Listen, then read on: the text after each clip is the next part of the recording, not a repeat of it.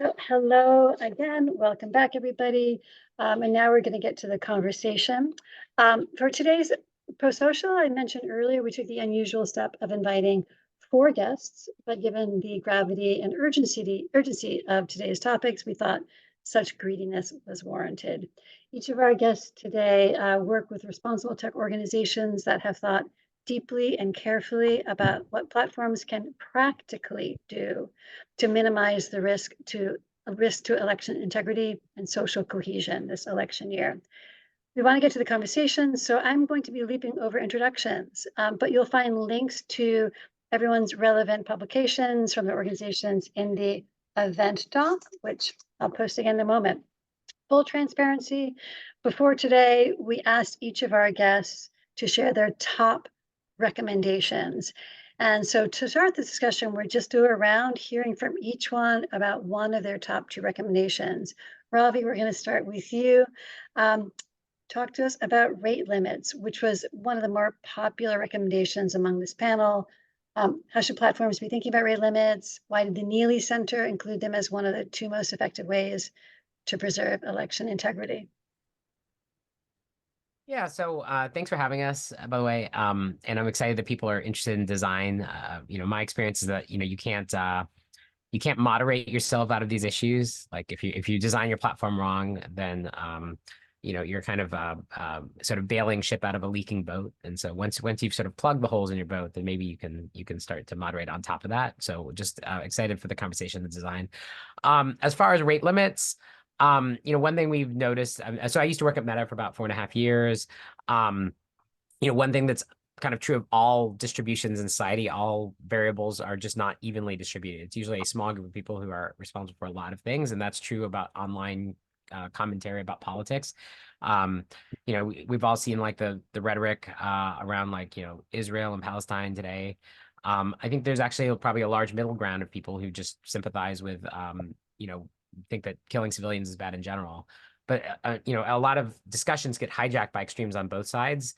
And there's like a large middle that often is unable to converse. And so rate limits is a way to help make these platforms as democratic as they say they should be, right? That, they're supposed to be democratizing speech, but if you actually look at who gets distribution, it's usually a small group of people who are often overrepresented. So I'll give you some specific examples of like how you would address that. So for example, around the 2020 election, there was a small group of people who were inviting people to all these Stop the Steal groups, right? And so one thing that Meta did was they reduced the limits on group invitations so that your average person does not need to be inviting thousands of people to groups. Another example would be around COVID. There's most people are not anti-vax, but there was a lot of people who were active in the comment section who were promoting anti-vax views. I think it's reasonable for people to have a diverse array of opinions, but social media should reflect the diverse array of opinions, not the small, not the opinions of a small group of people who are willing to be hyperactive. And so just by, doing things to make comment spaces less reflective of like the amount of activity you do and more reflective of perceptions of quality, it sort of increased the representative of the space. So rate limits don't have to be a hard limit. They can be soft limits, just ways to democratize the space and make it so that people, but they're just ways that, you can either set hard limits on like how many people can you invite to a group for a day, or you can say like, if you give X number of comments, maybe your comments don't like float to the top as high. And that's been shown to improve discourse in both, about democracy, about health. And so that's why it's one of our top recommendations. Thank you so much. And yeah, it's strongly related to, Rob, you made reference to also other ways where you can improve the feed using ranking algorithms. Glenn, can you talk to a little bit about how we might boosting more quality content and why you think that's particularly important in an election year? Absolutely. And if I could summarize it, I guess I'm here to ask you, please, please, please don't rank content on critical topics like elections or health, primarily on engagement. It's become something of an old saw at this point that the greedy platforms, they rank for engagement, and this is the root of all internet evils. And like most broad generalizations, I think this has some truths, but obscures a lot of other important truths. And so I want to talk a little bit first about like about ranking by engagement. So do platforms rank based on predicted engagement? Absolutely. Does this turbocharge viral cycles of engagement that boost some content far above other content? Yes. Is a lot of the content that gets boosted this way, that generates high immediate engagement from users, really, really bad content? Absolutely. And frankly, as Zuckerberg himself wrote in 2021, and I'll share that in the chat in a moment. But platforms don't, so clearly there's risks here, but I want to say platforms use engagement not because it's perfect or optimal for their profits. They use engagement, likes, reshares, etc., because it's quick and easy to measure, and it's a proxy for relevance. And platforms don't want to be irrelevant, right? Like, so in my engagement, what I engage with will quickly help a platform sort out my sports and sports teams from ones I don't care about. It'll drop out the places, topics, and people that I would scroll right past because they would just waste my time. And that's legit. And even with political information, showing me like a poll about a school board race in Texas is probably a bad idea because I'm in California and I won't care. So I won't go so far as some would say to say that there's no use for engagement. But let's be clear, not all engagement is actual interest and not all engagement is positive. I'll give just one maybe extreme example. Imagine receiving a death threat on social media. It will get your attention, but it is not a positive experience. That's one example. There's many others. So for these reasons, it's critical to have more signals than just engagement on which to rank, right? And to use these other signals to combat the natural, in Zuck's words, virality of dangerous and low quality content. I'm going to call out two categories of signals that you can use to, and that we can elevate to be at least equal to engagement signals. First are measures of positive quality. And yes, you can identify high quality content. You can look for external signals of validity, like Google does with PageRank, which is frankly almost the sole reason that search results are not the same swamp as social media. Or you can simply ask your users, like with survey-based instruments, was this content good for you? Was it good for the world? Does it have value to you, right? And then use those as a signal of positive quality. But the second, frankly, that you have to have is negative feedback. And many platforms seem to just like actively run away from getting negative feedback from their users. You can only like heart or like content. You can't dislike it. Or perversely, for a couple of years after introducing reacts, Facebook treated an angry react the same as a heart react, as a strongly positive signal to give you more content like that because you're engaging with it. I mean, WTF, right? Like they're not the same thing. And they did eventually figure that out. But anyway, so anyway, with politeness and social norms already skewing us towards giving positive feedbacks, over negative feedbacks, and platforms doing the same, you have to balance this with easy, meaningful ways to get negative feedback from your users and to use that to derank, not necessarily moderate and remove, but make less viral the low quality content. So that's my encouragement on the ranking space. Thank you so much. Kaili, perhaps the biggest game changer this year and risk to election integrity is Gen AI. So can you talk a little bit about AccountableTech's guidance on what platforms should be doing to minimize risk there? Yeah, absolutely. Thanks again so much for having me. And it's a really interesting conversation. And I think one thing I just want to call out is that so many of the recommendations that we're talking about really go hand in hand, particularly what Glenn was just saying around engagement. I think that that's particularly relevant when it comes to generative AI, because what we're seeing is so many people are using Gen AI to create engaging content. And so that's kind of where our recommendations come in. Particularly at the intersection of democracy, we find it's particularly important that targeted generative AI, so particularly when it comes to creating personalized political or issue ads that micro-target voters with distinct content that could be used, created using generative AI in such a quick fashion that really doesn't replicate anything we've seen in past elections. So obviously in the past, we've seen micro-targeted ads that might, for example, target me with my demographics. It's serving my neighbor an entirely different ad. But the use of generative AI just exponentially creates so much risk that particularly researchers won't be able to see the content that's being created. And with so much personal data that's available for the use of that personalization, that feels very challenging. So our recommendation is that the platforms, social media platforms, prohibit the use of generative AI, particularly in targeted advertising, but as well as when it comes to organic, to prohibit them from falsely depicting election irregularities. And I can talk a little bit more about that, but I'll pause there. Also, I just want to say, I'm getting a delivery, so I might have to run out for a second. So sorry about the timing of that, but I will be back, and thank you all so much for your understanding. It's just the Zoom times we're living in. I blacked out for a moment also to handle a delivery dog situation. But thanks for letting us know. So finally, Nicole, wrap up. What I really found fascinating when I received your top recommendations is that, like most that we've heard so far, the recommendations are about moderating existing content or content that's coming through. But rather, as I understand it, one of your recommendations is actually to provide or introduce content around authoritative voting and election information. Interested to tell us more. Sure. So happy to be here. Thank you for having me. I'm excited to be representing Protect Democracy's work.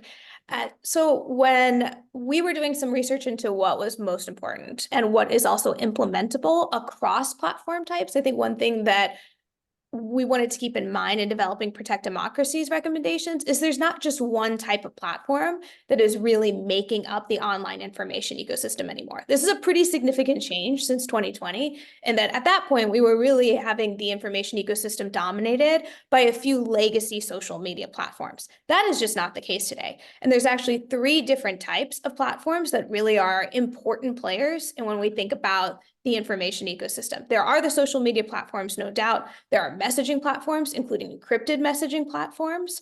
And then there's obviously the advent of generative AI platforms. And so one of the things that we tried to keep in mind in developing our recommendations is thinking through what could platforms consistently do across the board, and also acknowledging that each of these categories, there's a huge range within each of the categories themselves, but their design varies dramatically. And so what can be done across all 3? And one strategy that kept coming up and that we have seen is effective in the past is amplifying authoritative election information. And I think that we are inevitably, right, no matter what guardrails any of these platforms put in place, we are going to see election-related disinformation and just threatening content this year. That's because there is no silver bullet, right? Even if a platform were to do everything that we are asking, the harsh reality is we're going to see this content, right? It is this constant cat and mouse game that any of these platforms who are playing in the trust and safety space have to engage with. And that means that, all right, we're going to have to deal with some level of this content, and they should do things to mitigate that, but there is no cure. So I think that one of the things that we've taken away is that pre-bunking, right, really amplifying authoritative content is a critical part of any platform's risk mitigation strategy. And what's great about this approach is that it can be adapted to any platform category. We have seen this consistently across social media platforms who have like election information hubs. We've seen examples of even encrypted messaging platforms launching chat functionalities that enable users to engage and ask questions about, hey, where do I go to vote? And then with generative AI, we're seeing commitments coming from some of the generative AI platforms that they are going to direct voters to off-platform authoritative sources of voting information. So when we're thinking about like what platforms can do, absolutely, this should be a portfolio of solutions because one is never going to cut it. And frankly, there is no perfect implementation. And that's part of why we believe that amplifying this authoritative information is mission critical to ensure that, all right, one thing that is going to be a real lever is ensuring that folks have some of the accurate information and can distinguish that from what is not accurate. So thank you. So we've covered a lot of territory, and we knew we were going to be doing that in a short amount of time. So I mentioned earlier that we did a little, pre-survey work with our panelists asking what their top recommendations are. We've heard a lot of them already. I'm going to share a snapshot of all the recommendations that they share with us, and so you can get a sense of what was kind of left off the conversation right now. So we're talking about rate limits, ranking for healthy signals, limiting Gen AI, authoritative voting and election information. Any panelists, anything else here that you really want to have us draw our attention to that was not covered so far? Or is there anything here which you think you might not recommend for platforms? And feel free to just jump in. Recording in progress. I mean, I'll just echo what Nicole said, that they all work together, or I think what everyone said, that, like, the problem of small groups of people dominating conversation, and these small groups tend to be the worst groups, unfortunately. Like, the people who talk all the time at a public event often tend to have the most extreme opinions and are probably most willing to, like, yell at you. And so that's kind of what happens. And so then other times people feel like unwilling to participate. So I think they all kind of work together, and that's a function both of like rate limits, but they also work together with like engagement restrictions, and then it'd be great if like we also had user controls, so that people could control when this, they could ignore this the more obnoxious people. So they all kind of work together. So I think they're all great ideas. So if anyone wants to jump in, you can, but I have one final question, and then we're going to open up for Q&A. So those who have joined us today, if you have questions for our panelists, start formulating them, and feel free to also start dropping them in the chat.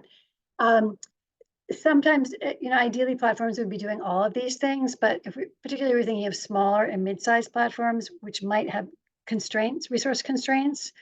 How would you change these recommendations? Or Nicole, you seem to suggest that your recommendation could work for a platform of any size. Anyone want to jump in on how you might modify or prioritize these recommendations for a smaller platform? I can jump in, and then I'm sure that these folks are going to have all kinds of helpful thoughts to like expand upon. So I'm really glad you're asking this question. I think that one thing that is critical, especially for the research community and civil society, to be thinking about when you're taking recommendations to platforms is implementability.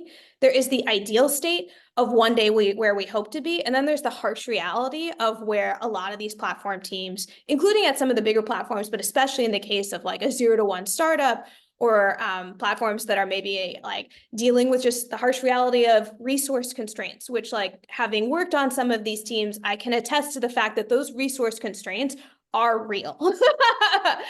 So I really appreciate the question, and I hope that that's going to be a through line as we go forward in the space, especially in engaging with the platforms, and that let's meet them where they are and acknowledge that some of the resource realities are real. Of the recommendations, I think some of these are, and it's kind of what's neat about some of the design recommendations, are really well suited for a smaller up and coming entity.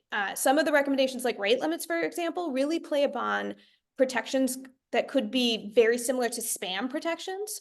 Right. So when you're thinking about what a rate limit can do, you're really looking, and Ravi and Glenn, please like help me out here and expand upon this. You're setting a threshold that you really believe, like, okay, like 99% of our users are not using this feature more than X number of times. Let's set that ceiling. Any platform that is doing any kind of monitoring of the amount that their feature set is being used can put a rate limit in place. This is not a huge engineering lift. So I think that was basically one in particular that I wanted to call out, that like any of these platforms should be monitoring how much a particular feature set is being used. You can set that ceiling on a per platform basis in a really expedient time. On the authoritative election information, I think one thing to call out is platforms can and should do this in partnership with civil society. So there are organizations like Democracy Works, for example, where like basically a platform can actually team up with a third party provider of this information and ensure that they are amplifying that. We're seeing, for example, OpenAI is doing that with NAS, with voter.org. So the platform can also team up with external parties who are coming certainly with like resource requests of their own. So there's funding that's attached to this, but they don't have to build these from scratch. Like they can really look at precedent and to customize it to their platform while also trying to contend with resource needs. Does anybody want to have a final word before we open up to Q&As.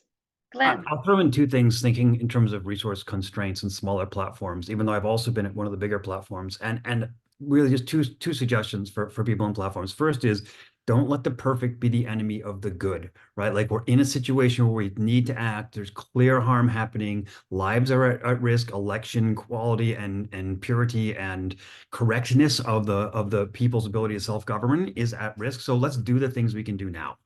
I've certainly seen that even at the biggest platforms be a big enemy towards progress. And then the second thing is, I would encourage platforms under resource constraints to really do the ROI, the return on investment calculations on a design change that can often work across different problems. As Nicole was just saying, like, some of these things, they fight spam at the same time that they fight other types of like harassing behavior and you know, misinformation all at once.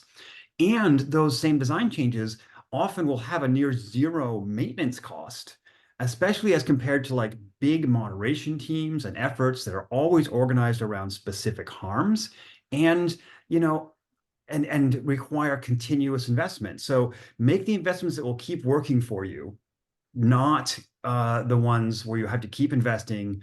Try and groom the forest. Don't like get on every tree or every leaf and feel like you're gonna cut every bug out of every leaf in a forest. It won't happen. You've got to design for something that's going to be resilient. All right, thank you. We're going to move to Q&As. Before that, I'm going to stop the recording.